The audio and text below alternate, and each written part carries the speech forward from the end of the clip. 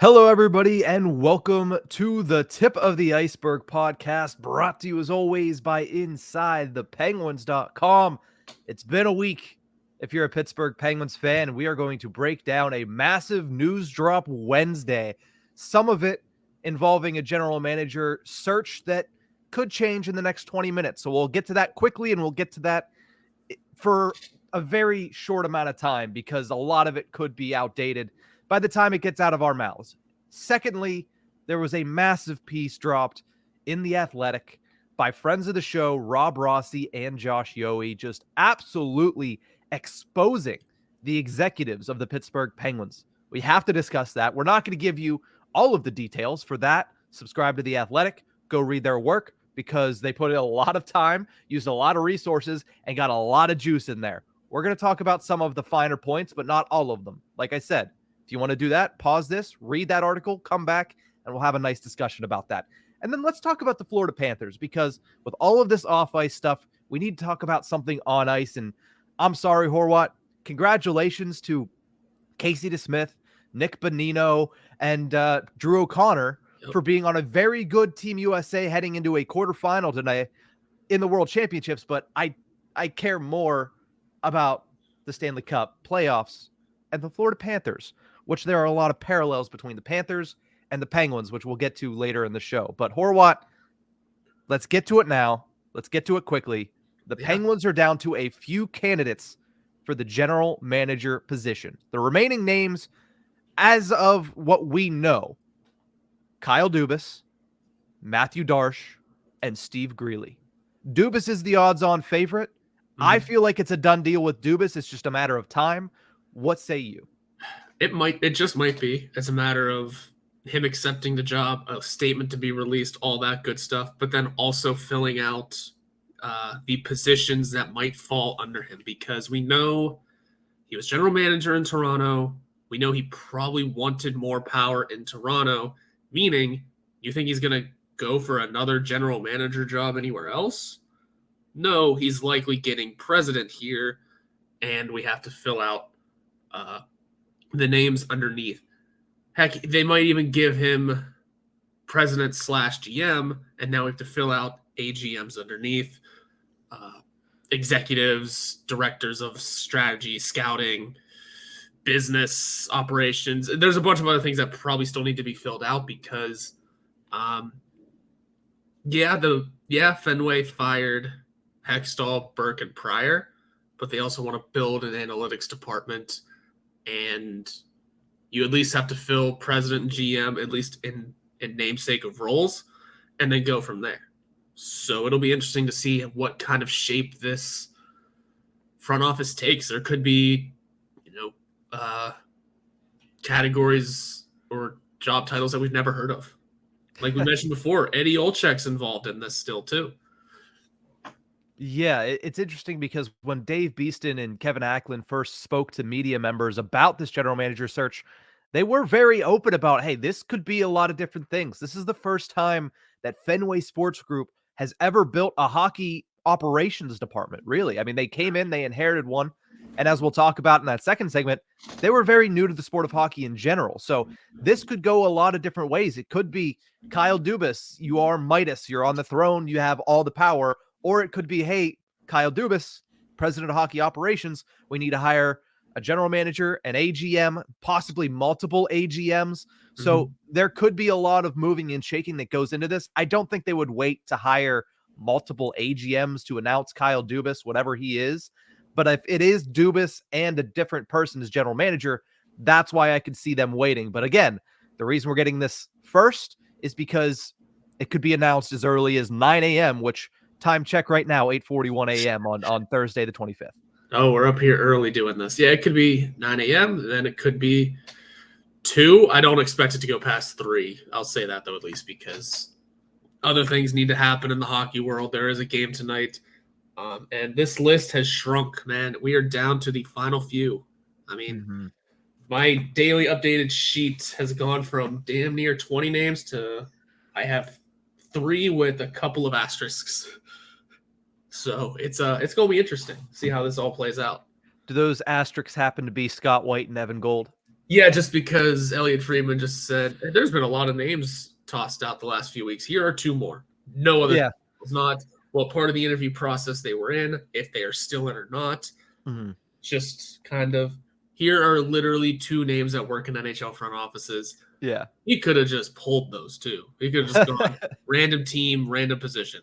That guy. Just to see which aggregators pick up on 32 Thoughts, which is a lot of them, including us. Oh, yeah, absolutely. And I mean, for what it's worth, though, if you have to look into the details, both those gentlemen make sense. They are, if I'm getting the team correctly, I think Cam Gold was the one in Boston who did a lot of the cap flexibility and a lot of the contract negotiating. Well, you know what he just did? He managed to re-sign Pasternak and also help build a team that's regularly one of the best in the NHL. And Scott White was also in the Dallas system, general manager of the Texas Stars. Well, if the Penguins are looking to build that AHL team out, there's a good guy to do it. Yeah, for those two, to me, it's weird timing to put them into this race. Yes. It's weird that he didn't say anything about, they're interviewed. They're just names, names to keep in mind. And that's why I think that if anything, they might be AGM candidates if they want to go to the Pittsburgh Penguins and be part of the new hockey operations department in Pittsburgh. But other than that, Kyle Dubas is the front runner. He's the odds-on favorite, as you put out a story yesterday on Inside the Penguins. And even more to that effect, Taylor Haas of DK Pittsburgh Sports put out a story yesterday that Dubas even met with Sidney Crosby at the Penguins practice facility on Tuesday. So if it wasn't already in your mind that Kyle Dubas is the favorite, meeting with Sidney Crosby, especially considering he's the only one we've heard of that has met with Sidney Crosby, just forwards that possibility even more. Yeah, you don't do that for people you're just interviewing too, you know? That's what's interesting about it. Is that you don't just meet the captain and tour a facility, if that's what it was, whenever you're just getting interviewed. So part of me thinks it's just at the point of waiting for an announcement. Maybe Dubas has to make his hires underneath. Maybe he wants to bring in certain people. You never know how this goes. A lot of people keep throwing around the names Jason Spezza and Brendan Pridham. Pridham, by the way, I just don't think is leaving Toronto. And Jason Spezza is destined for Ottawa, right? But still, it's maybe Dubas has to make the hires below him, and we're just kind of waiting on that. Also, Fenway pretty much said they're willing to wait for as long as Dubas needs to make his decision, because he did say during his exit interview that it's going to be a family decision as well. But if he's in Pittsburgh, I mean, the family seems to be A-okay. Yeah, and the Penguins have always been touted as having almost a family-like environment. Clearly not over the past 2 years, which we'll get to in segment number 2, but just in general over the past 20 seasons, there's been a lot of really cohesiveness in the Pittsburgh Penguins organization. And like I said, up until the past 2 seasons, which we'll get to. But before we do that, what do you think that discussion was like between Dubas and Crosby? I mean, do you think it was Kyle Dubas saying, hey, Sid, next year you're still the guy. You're probably still the guy until you retire, but maybe after next year, what do you think about moving to wing for another center that could happen to be on the market next year that I've been the general manager of before?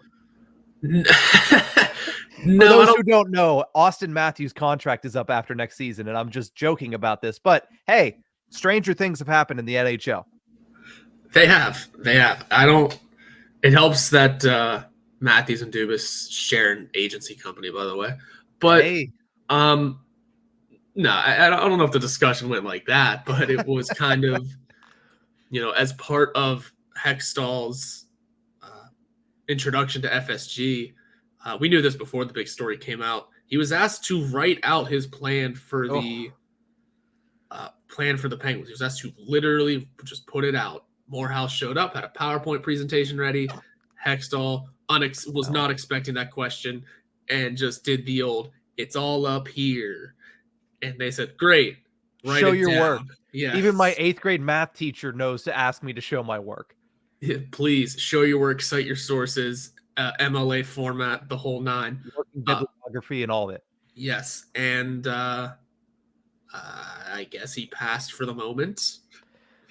he wasn't fired on the spot. So I guess we'll get into it. He literally passed because FSG was like, I don't think that's right, but I guess I'm not going to question it because I haven't been in hockey that long. So it wasn't really a pass as much as a, I guess, like, sure, we'll go with it and see how it goes. And clearly it did not go well. But no, Dubas and Crosby meeting is positive news for people that want Kyle Dubas as the general manager and or president of hockey operations for the Pittsburgh Penguins. And, it's nice to know that Sidney Crosby is more involved in this process than he was the last time. Well, fair enough, though. The last time was in the middle of the season. He had more things to worry about. Yeah. But to have Sidney Crosby roped into whatever decision-making is going down is certainly a thing that Fenway Sports Group understands is probably the right direction to go. And I would assume that if Evgeny Malkin is read in, I would assume that Chris Letang is read in, and I would hope that Mike Sullivan is also read into it, and I would, again, assume that as well. But we're going to take a quick break. When we come back, the absolute bombshell dropped by Josh Yohe and Rob Rossi. We're going to discuss that next on the Tip of the Ice-Burgh.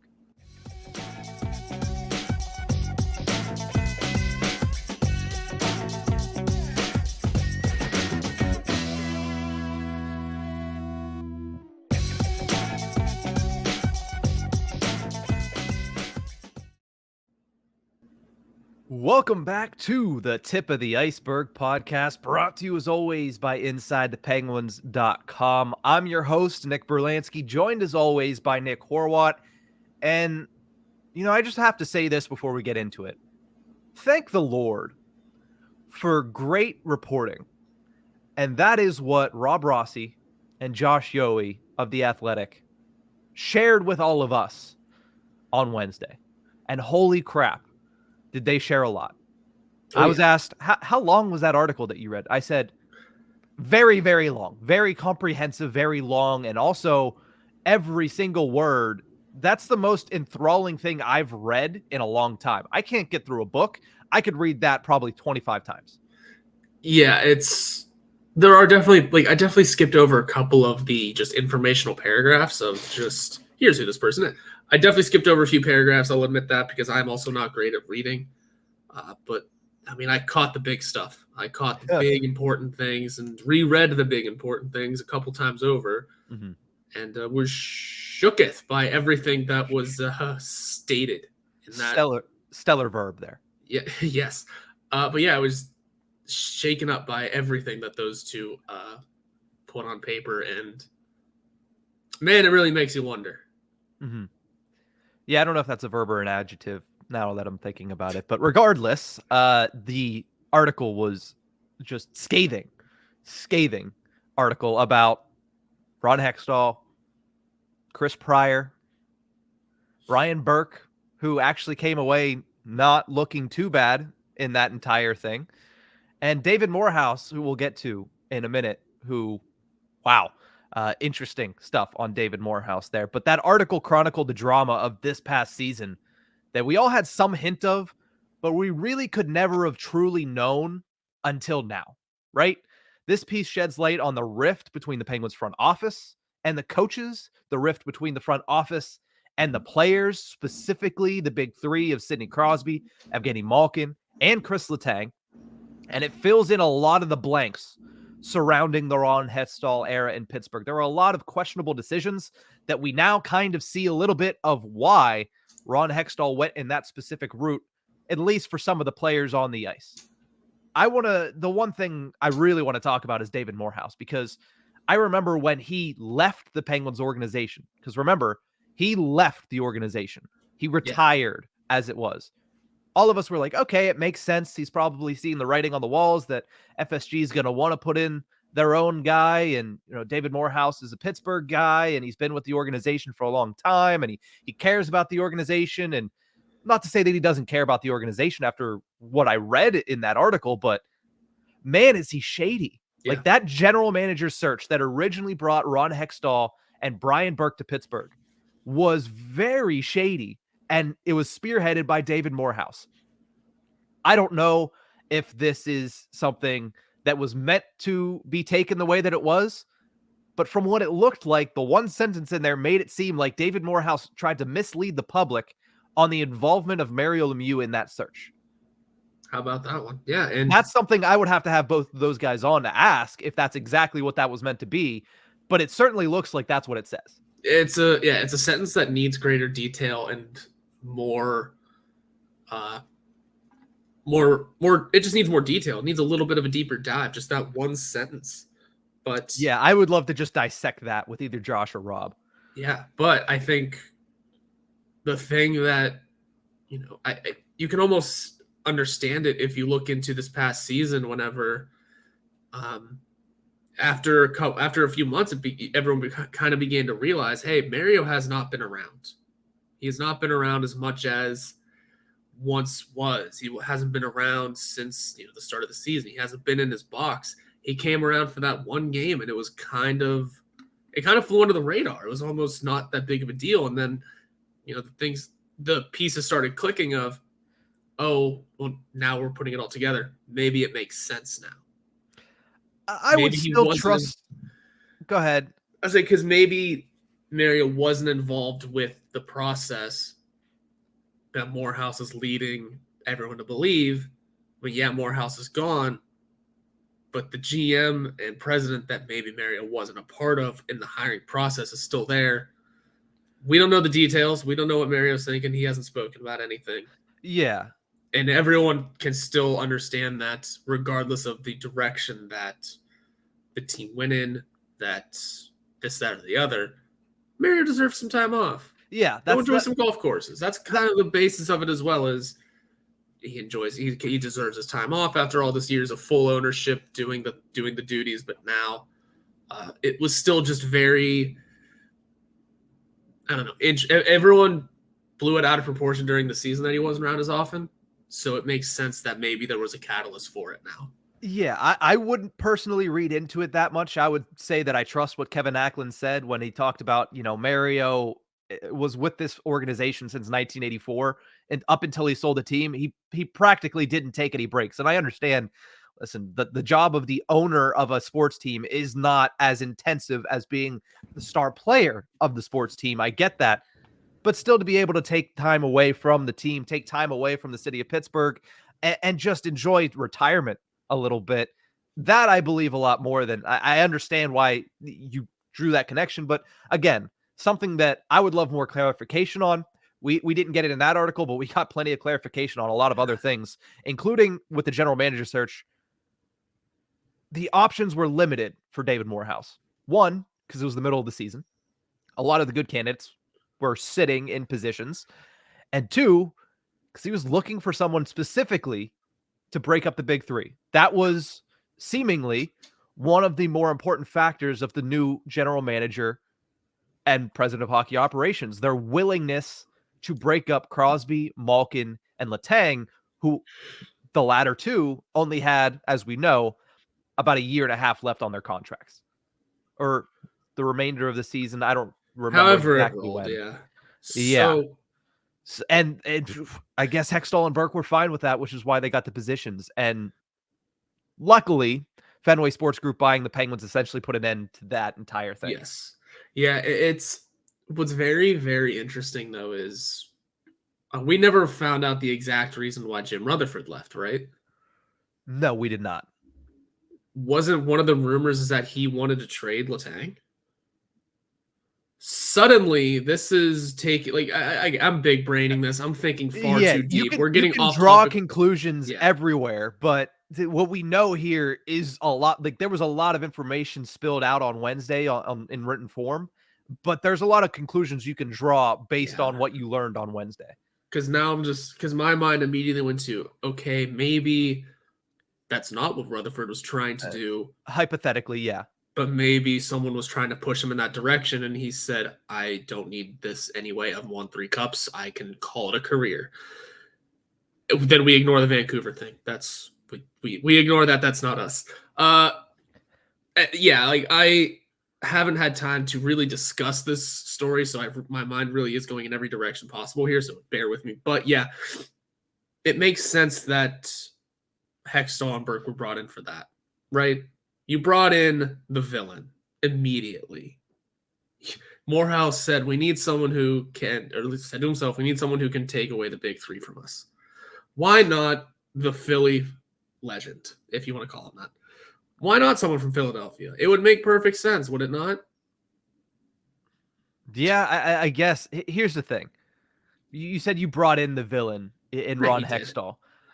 I would say Ron Hextall was probably Darth Vader in this scenario for all the Star Wars fans out there. Hextall was probably Vader. Chris Pryor was probably, I don't know, Jar Jar Binks. I don't really like Chris Pryor was an idiot. And David Morehouse is probably the Emperor in this. Like, that's what I'm getting at. Like, if Hextall is the villain, Morehouse is the puppeteer that's running the villain.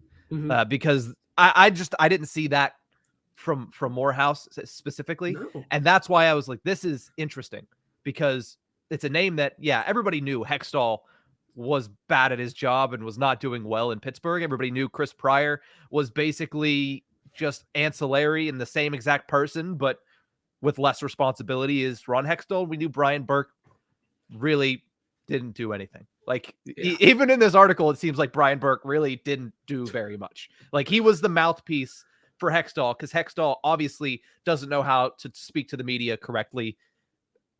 That's basically what it was. But what followed the hiring of Hextall and Burke now makes a little bit more sense. Hextall playing hardball the way in which he did with Chris Letang and Evgeny Malkin, right? That makes a little bit more sense now. And of course, both Josh and Rob go into detail on those scenarios. Crazy the way Ron Hextall, as just an adult male, acts in that scenario. You could no wonder why there was so much lack of chemistry in that front office, because it caused a rift. It makes more sense as to why he signed Jeff Carter when he did and how he did, because he thought Jeff Carter was going to be the second line center, because he thought that Evgeny Malkin was gone, right? He was just assuming that, hey, Malkin's contract is going to end. I'm going to let him walk, and then Jeff Carter's going to be the second line center. It makes more sense. Not that it's a good plan, because I don't think it is. It clearly is not. But it's more of a plan that makes more sense than, yeah, we're going to sign this guy as our third line center to a full no move clause at the age of 38 to $3.75 million. Right? Yeah. And then it also makes sense what the lack of cohesion between Hextall and Sullivan. I mean, those two, from what you can surmise from the words that were written yesterday, those two were not big fans of each other. No. There was a couple more sentences that straight up just made me like pause. And one of them was the Jeff Carter was re-signed to be the second line center. He was signed to be the what? No. Even whenever he signed it and was still performing at a pretty good level. No. He was signed to be the what? No. And then there was the sentence of one of the inside sources saying, yeah, Sully and Hexy don't talk. Oh, they don't, do they? Well, that doesn't sound good. It's not a healthy way for an organization to run. No, that doesn't sound like a good process, especially whenever your team is struggling to win games, could use a little more reinforcements. Sullivan seems to know someone who can bring in some reinforcements, or knows a player who could be a reinforcement since November. Yeah. And then just sits around. What did I say? I said in December we could have used a trade. I think I said before then too, even. But I mean, that initial 7-game losing streak, yeah, that should raise some red flags right away. I mean, then there was also the Kasperi Kapanen re-signing, and then it gets to the details of the dad's trip. Oh, listen, I get the players decided that those days, but man.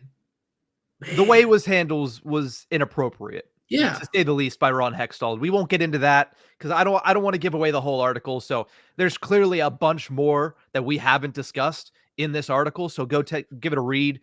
Josh Yohe and Rob Rossi of The Athletic. It's the massive one that literally everybody was talking about yesterday and we'll still be talking about today. But really, that's how a franchise is ruined. Yeah. And it starts at the top. And that's what you learn. It starts at the top. But the lessons that I learned from reading that were that, one, Hextall, Burke, and Pryor were pretty much on an island, right? They were surrounded by FSG on one side, pressuring them from the top, and Sullivan and the players on the other side that are all united around them, which is a good thing because you see the middle part get just shed out.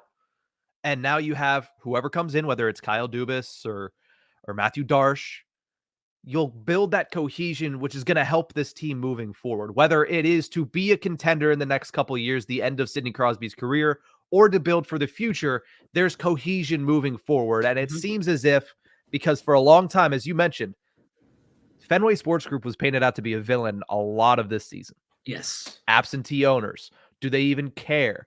Are they aware of what's going on? Those were questions being asked by a lot of different people throughout the entirety of the season. When in reality, it looks like they inherited a poor hockey operations department, spearheaded by a guy that they were going to get rid of regardless. And then they finally cleaned the house when they had the first opportunity and finally learned of what was going on.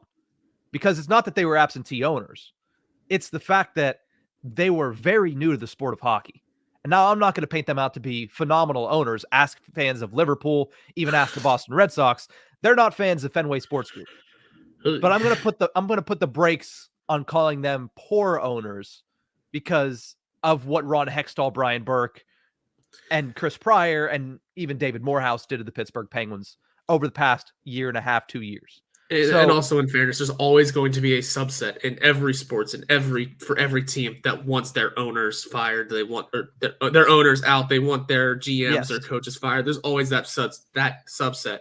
The thing is, in England, they're a bit more vocal about it. Well, yes, because English soccer fans. Sorry to hockey fans. Listen, I know hockey fans are loyal. I know football fans are loyal. Baseball, I guess, is loyal. Just English soccer is those fan bases are rabid. Yes. Like that, not just because I watched Ted Lasso, but because I watch the English Premier League, and sometimes I'm like, man, I would love to live in England and go to these games because they look like a bunch of fun because the fans are all crazy in every single one of them, whether it's, a Tuesday in December, or it's the final weeks of the English Premier League or the, UEFA Champions League. Fans are ridiculous. So, yes, they're going to be more outspoken, especially at Liverpool, which is a very historic organization about Fenway Sports Group. And it's fun that they're having that much of a tirade over the ownership, and they're not that far removed from a big championship, are they not? Didn't they just win with FSG as their owners? That I don't remember. I think they did. I don't remember what it was exactly. I haven't been watching it for very long. Like I started watching, I think, at the end of last year. I think it was like a couple years ago, but like I'm pretty sure they've recently won they're in the Premier League Cup. I'm pretty sure of it. Mm-hmm. That being said, though, those fans are nuts. Yeah, but at the end of the day, where the Pittsburgh Penguins are at right now can really be traced back to a misguided and mistimed general manager search by David Morehouse back in 2021.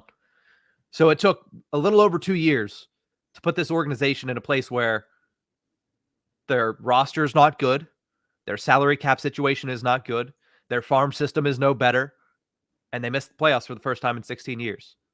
But if you can dismantle it in 2 years,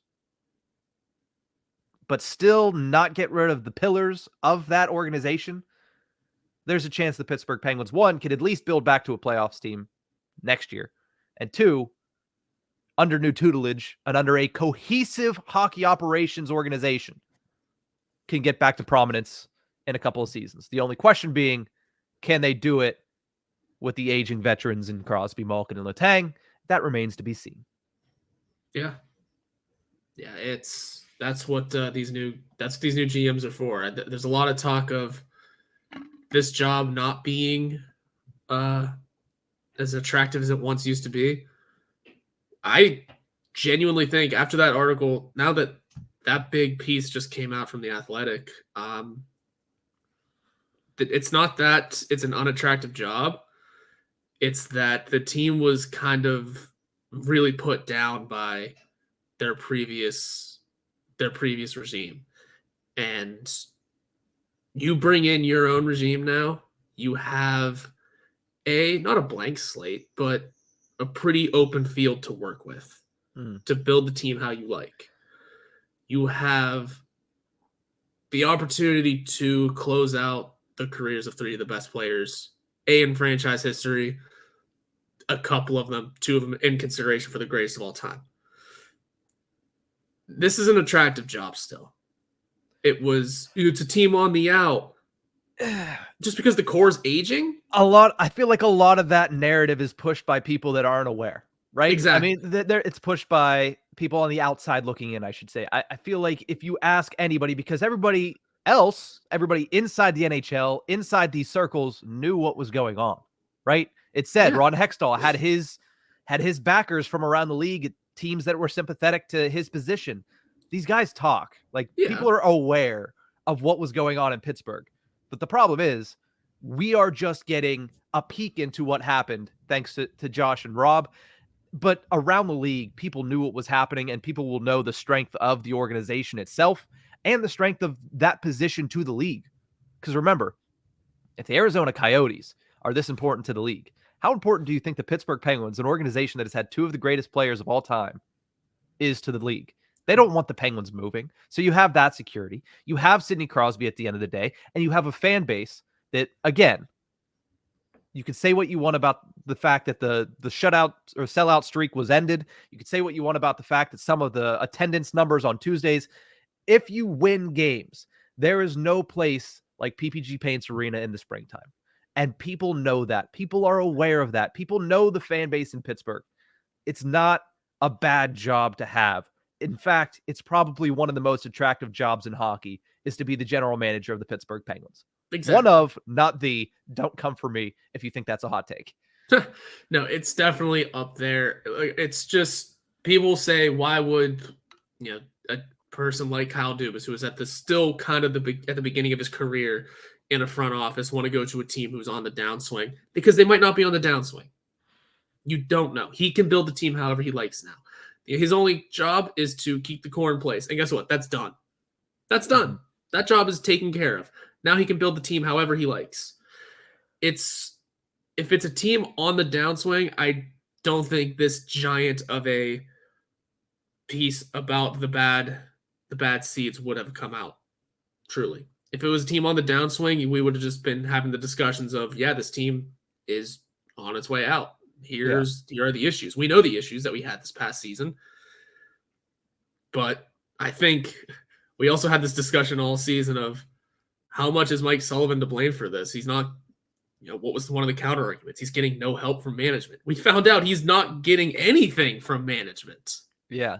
Yeah. So suddenly, like I said, I haven't had time to really discuss and actually fully think about this story. All of a sudden, Mike Sullivan's looked at in a better light a little bit. Oh, 100%. Mike Sullivan comes out of that smelling like a hero. That hot seat just turned down a little bit. Yeah. Is he still on one? Warmer is off. Yeah.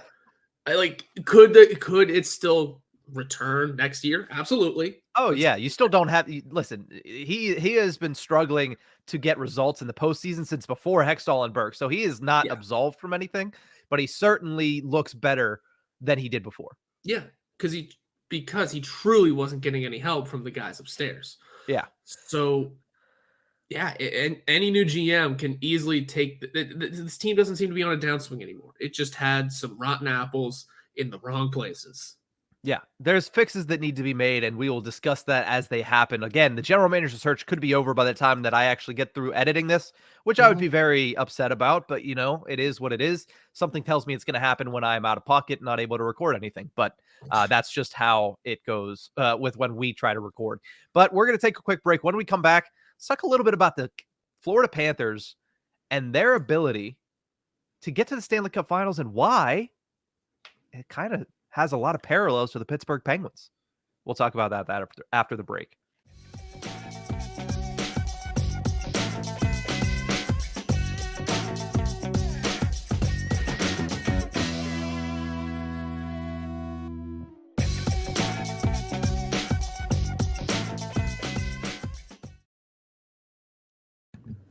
Welcome back.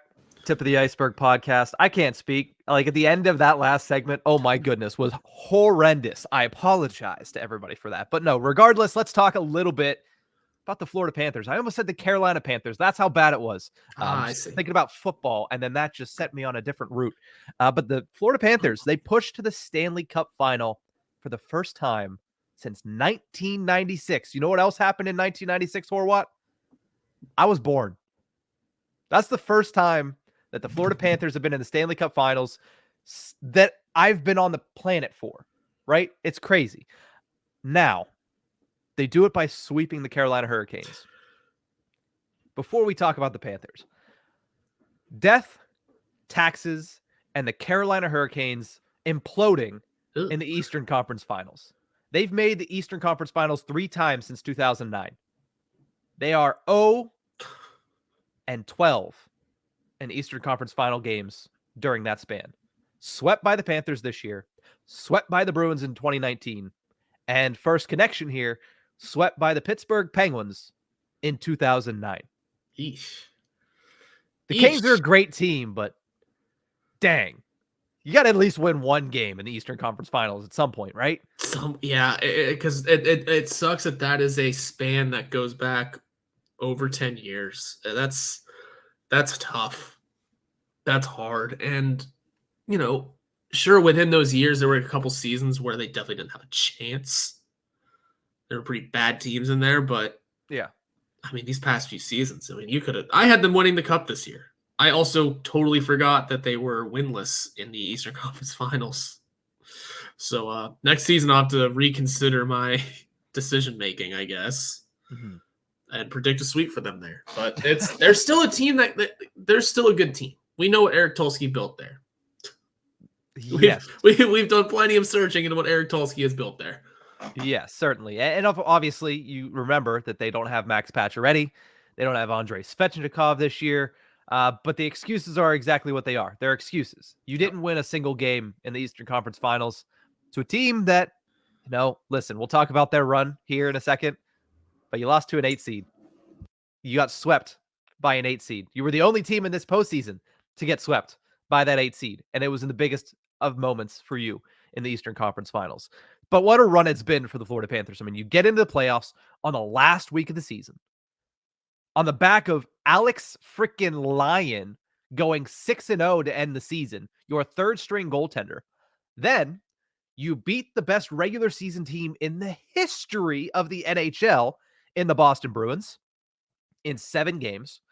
You absolutely throttle the Toronto Maple Leafs in 5 games in the second round. A Leafs team that was literally, well, at least their fan base, was literally calling to play you over the Bruins, and you embarrassed them. This is a Leafs team that had the monkey off the back. They won their first playoff series since 2004. They had all the momentum. They had great talent, and you just absolutely throttled them. And then you sweep a really good Canes team. Bruins, Maple Leafs, Carolina Hurricanes. That is a ridiculous gauntlet to run through. And the Florida Panthers kind of made it look easy. Oh, yeah, they did. Sorry, I might be a little slow on responding. I have every noise possible happening outside my window. But it's a hell of a run. Also, you're welcome, Florida. I'm sure that's where you were getting at with this. I'm tired of seeing it all over Twitter. That if the Penguins just didn't fumble the bag at the end of the season, the Florida Panthers wouldn't even be here. Part of me likes to think happy thoughts and go, oh, the Penguins could have been going on this phenomenal run. Probably not, but still. For that to happen, Tristan Jarry would have had to perform like Sergei Bobrovsky is performing right now, and I don't believe that would have happened. No, but just that's just me trying to think happy thoughts. No, we would have gotten absolutely swiped in the first round. Well, here's the thing, and this in a week's time might be more of a prevalent statement, but the Florida Panthers also gave back to the Pittsburgh Penguins in a sense, correct? Because in the way in which they disintegrated the Toronto Maple Leafs, caused them to fire their general manager, who could be the next general manager of the Pittsburgh Penguins. So it's a give and a take. Florida Panthers, You get a Stanley Cup Finals run. Pittsburgh Penguins, you get a new GM. I don't know if it's quite even. I would have preferred the former to the latter, but hey, it's all working out in a process in which that is the first of many, actually the second, because remember, I already mentioned one, the second of many connections between what happened last night and the Pittsburgh Penguins. This is, like we said, the first time since 1996 that the Panthers have made it to the Stanley Cup Final. Who did they beat in the Eastern Conference Finals in 7 games in 1996? Oh, yeah. Mario Lemieux, Jaromir Jagr, Kenny Reggett, and the Pittsburgh Penguins. There's that connection. And that was a hell of a team for Florida too. That was the rat team, was it not? Yes, it was the rat trick. The rat trick, exactly. And then obviously we mentioned the Penguins had a major hand in starting this run. If they hadn't fumbled the bag to the Blackhawks, Panthers, not likely. They do miss the playoffs. So we don't have to continue to talk about that one because it still hurts my soul that they lost that freaking game. And then there's Matthew Tkachuk. And obviously, everybody's looking at Matthew Tkachuk now, rightfully so, as this guy is maybe second best player in the National Hockey League now. Second best player in the entire world. They're still not going to put him over Connor McDavid, rightfully so. We have this conversation every year with the player that's leading the best team or the best story. Nathan MacKinnon last year was the second best player in the National Hockey League because he was leading the Colorado Avalanche to a Stanley Cup final. I'm sure the conversation will emerge about Jack Eichel if the Vegas Golden Knights put away the Dallas Stars in 4 games. But also, Mark Stone's in that conversation. Jonathan Marchessault's had a phenomenal series. This year, it's Matthew Tkachuk. And to me, this performance feels familiar. It seems very familiar.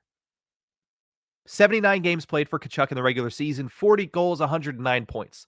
In the playoffs, 16 games played, 9 goals, 21 points. Against Carolina themselves, 4 games, 4 goals, 5 points, 3 game-winning goals. 2 of them in overtime, the last one to send his team to the Stanley Cup final with 3 seconds on the clock to put the Panthers in front. I got the tweet notifications of Jordan Staal takes a penalty with 54 seconds to play, and then got the next notification, Tkachuk wins it or scores with 4 to go. I went, what just happened? I wasn't watching. I should have been, but I just got those notifications in succession and went, yeah, that's the thing. That just happened. Mm-hmm. He's a madman. He might be the greatest player of all time. And just when you thought Sergei Bobrovsky is going to run away with the Conn Smythe, by the way, even if they lose, there's that conversation.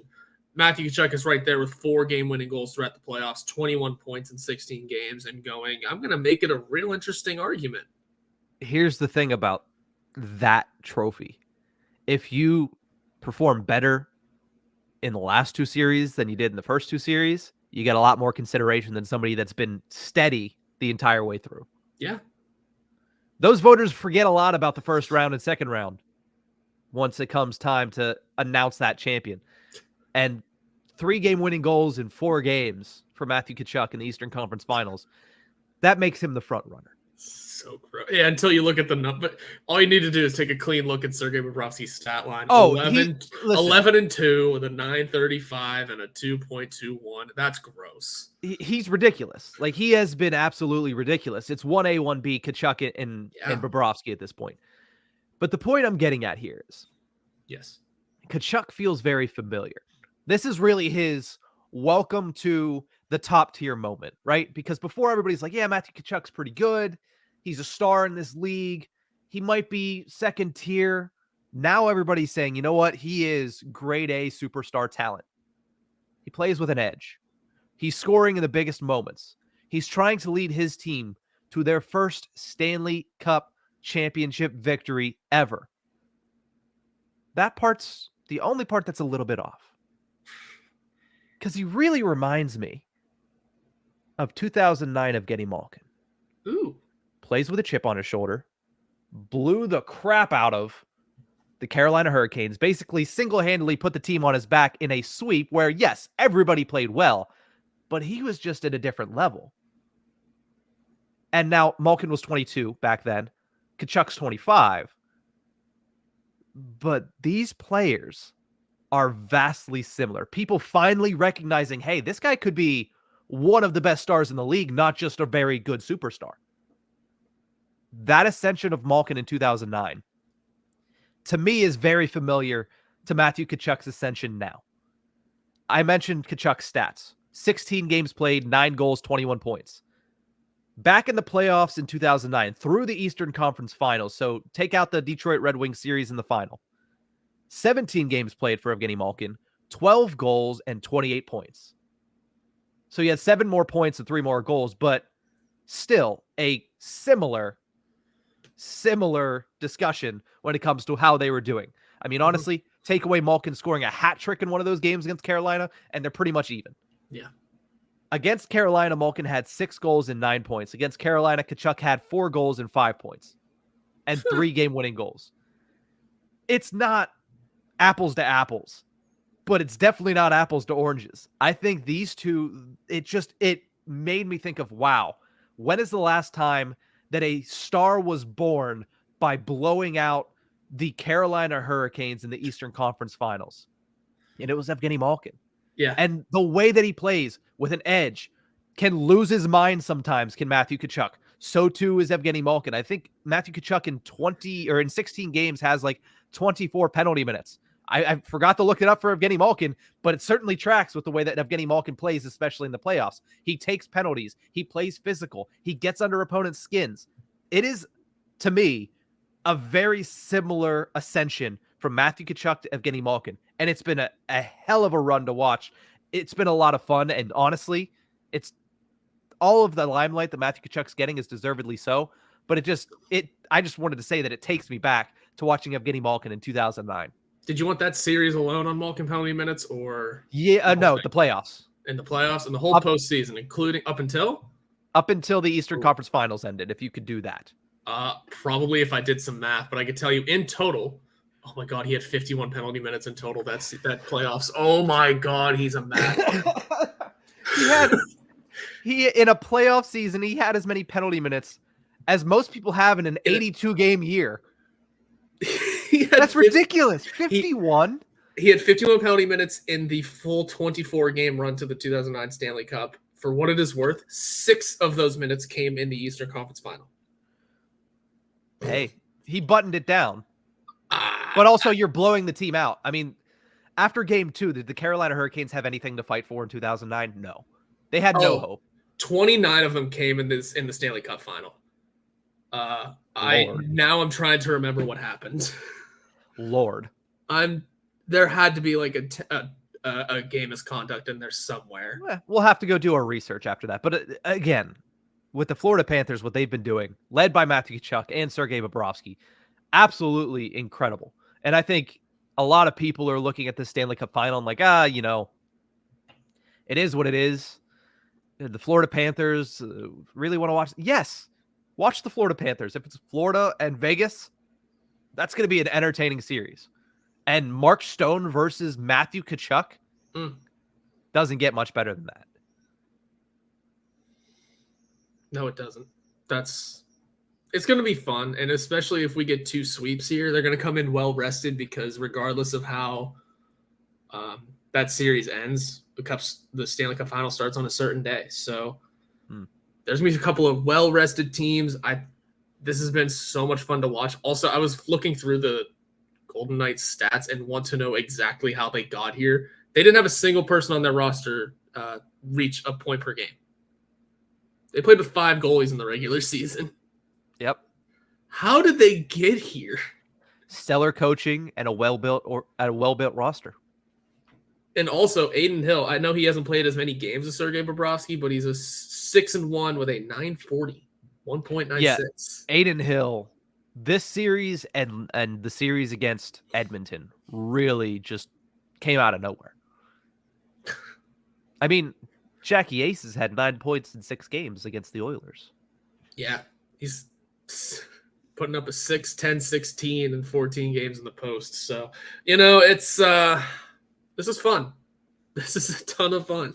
Yeah. Yeah, you got to love the Stanley Cup playoffs. I'm excited for the Stanley Cup finals, but that's going to do it for this episode of the Tip of the Iceberg. We will see you guys next time.